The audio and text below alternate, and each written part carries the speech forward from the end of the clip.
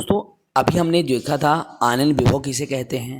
अब हम पढ़ने वाले हैं इलेक्ट्रॉन बंधुता, विद्युत ऋणात्मकता। इसके साथ साथ हम देखेंगे कि विद्युत ऋणात्मकता कौन से पार्ट में होता है, ये कौन से तत्वों के ग्रुप के वर्ग के तत्वों में होता है और क्या कैसा है। सारे नोट्स हम आपके सामने रिप्रेजेंट करेंगे। आशा करते हैं दोस्तों ये आपको अच्छा लगेगा। चलते हैं आगे की ओर। सबसे पहले हम इलेक्ट्रॉन बंधुता पढ़ेंगे।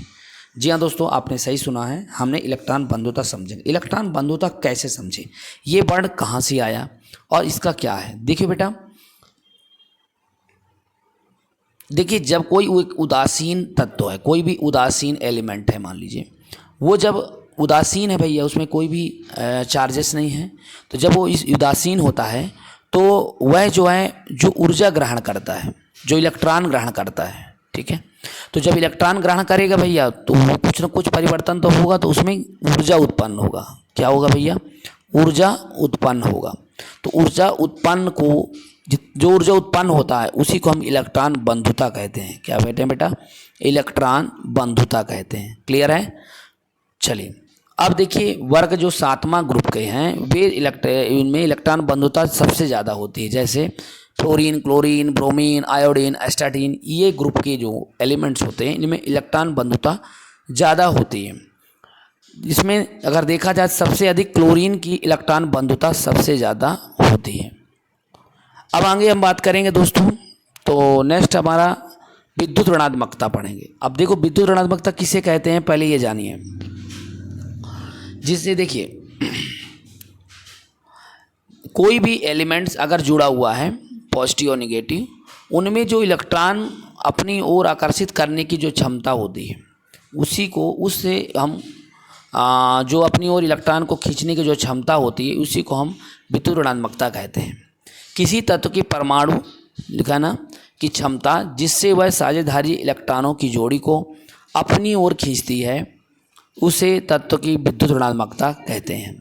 विद्युत ऋणात्मकता को हम आयनन विभव और इलेक्ट्रॉन बंधुता को जोड़ करके 5.6 से डिवाइड कर दिया जाता है। ऑलवेज इलेक्ट्रॉन बंधुता हमें मिल जाती है।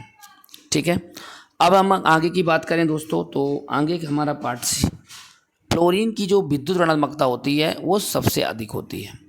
तो विद्युत ऋणात्मकता और इलेक्ट्रॉन बंधुता, तो क्लोरीन की इलेक्ट्रॉन बंधुता सबसे ज़्यादा होती है और फ्लोरीन की जो है ऋणात्मक विद्युत ऋणात्मकता सबसे अधिक होती है। थोड़ा नोट बात करते हैं। निष्क्रिय गैसों का गलनांक निम्न होता है और वर्ग चौथा ए के तत्व का गलनांक उच्च होता है। समझे? चलें आगे। ठीक है, अब रासायनिक बंध पढ़ेंगे। बंधन, रासायनिक बंधन क्या है? बहुत सारे केमिकल बॉन्डेशन में होते हैं। केमिकल बॉन्डिंग के बारे में आज अच्छे से समझेंगे क्या कैसा है। देखिए बेटा, इलेक्ट्रॉनों के पुनर्वितरण के फलस्वरूप बने बंधन को परमाणु बंधन या एटॉमिक बॉन्ड कहते हैं। परमाणु बंधन 3 प्रकार के होते हैं। पहला इलेक्ट्रो कोवेलेंट बॉन्ड जिसको वैद्युत संयोजी बंधन कहते हैं। दूसरा सह संयोजी बंध या कोवेलेंट बॉन्ड कहते हैं। और तीसरा उप सह संयोजी बंध या कोऑर्डिनेट बॉन्ड कहते हैं। तो एक बार मेरे साथ बोलो, इलेक्ट्रो वायलेंट बॉन्ड, ठीक है, covalent bond and coordinate bond. ठीक है, तो आज एक एक क्रम से इसको अच्छे से समझेंगे। पहला हम पढ़ेंगे विद्युत संयोजी बंध, इलेक्ट्रोवायलेंट बॉन्ड। जब बंध का निर्माण इलेक्ट्रॉन के स्थानांतरण के द्वारा होता है तो उसे हम वैद्युत संयोजी बंध कहते हैं। समझ में आ रहा ना? इलेक्ट्रॉन का स्थानांतरण का मतलब ये होता है कि जैसे मान लीजिए सोडियम है, सोडियम के बाह्यतम कक्ष में 1 इलेक्ट्रॉन रहता है और क्लोरीन के बाह्यतम कक्ष में 7 इलेक्ट्रॉन रहते हैं। अब ये जो है अपना अष्टक पूरा करने के लिए इस पर अटैक करेगा। तो आखिरकार जब ये अटैक करता है तो इसमें पॉजिटिव और पार्शियल नेगेटिव चार्ज होता है, तो अपन देखेंगे कि NaCl बन जाता है। तो इसे हम वैद्युत संयोजिक, क्योंकि विद्युत है, नेगेटिव और पॉजिटिव आ रहा है, इसके मतलब वैद्युत संयोजिक बंध है। अब आयनिक यौगिक का गुण क्या होता है? आयनिक यौगिक क्या है कि क्या गुण होते हैं?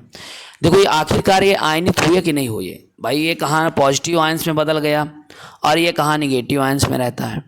तो देखिए, आयनिक यौगिक ध्रुवीय घोल में प्रायः घुलनशील होते हैं। मतलब जो पॉजिटिव और निगेटिव वाले घोल होते हैं उनमें तो भाई घुलनशील ही होंगे, क्योंकि पॉजिटिव वाला निगेटिव की ओर चला जाएगा, निगेटिव जो है पॉजिटिव की ओर चला जाएगा।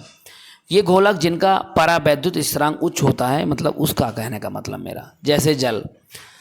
दूसरा पॉइंट क्या लिखोगे? द्रवणांक। द्रवणांक एवं क्वथनांक उच्च होते हैं। इनकी जो लिक्विड होने की जो क्षमता और उबलने की क्षमता उनमें थोड़ा हाई पावर की होती है, उच्च होती है।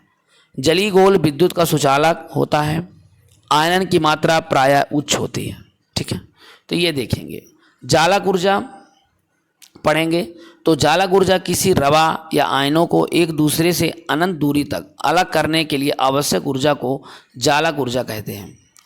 क्रिस्टल आयन को एक दूसरे के अनंत दूरी तक अलग करने, जैसे क्रिस्टल आयन है, इसको जो है अलग अलग दूरी पर मतलब आयन को अलग करने की प्रवृत्ति को हम क्या कहते हैं? जालक ऊर्जा कहते हैं। क्या कहते हैं बेटा? जालक ऊर्जा। चलिए अब हम पढ़ेंगे सहसंयोजी बंध, कोवेलेंट बॉन्ड। बताइए सहसंयोजक बंध क्या है?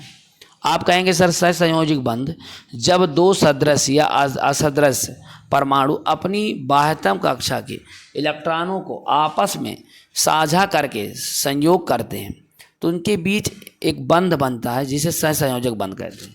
जैसे अगर क्लोराइड है, एक ठो क्लोराइड है, अब देखो इसके भी साथ है और इसके भी साथ है, तो अब क्या होगा? इसको भी एक चाहिए, इसको भी। तो ये दोनों लोग क्या किए कि चल भैया काहे किसी के पीछे जाएं, हम तुमसे मिल लेते हैं, अब आप हमसे मिल लीजिए। तो आखिरकार इस तरह का संयोजन में देख रहे हो इलेक्ट्रॉनों का साझा हुआ कि नहीं हुआ? हो गया। तो इस तरह के बन जाता है।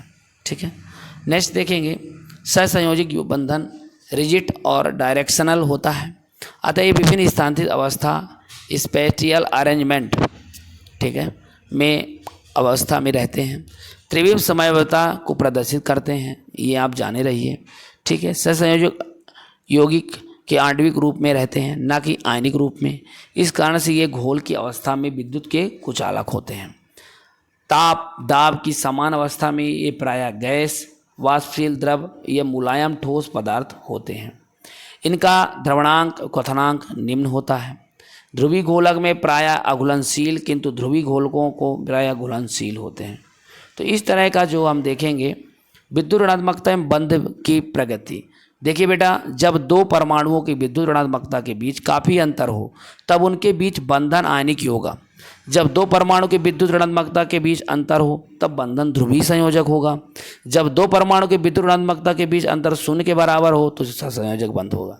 तो देखो कब क्या होता है, पहले कॉन्सेप्ट समझो, पहले याद करिए कब क्या होगा, बताइए मेरे को जल्दी फटाफट बताइए। जब दो परमाणुओं की विद्युत ऋणात्मकता के बीच काफ़ी अंतर हो तब उनके बीच बंधन आयनिक होगा।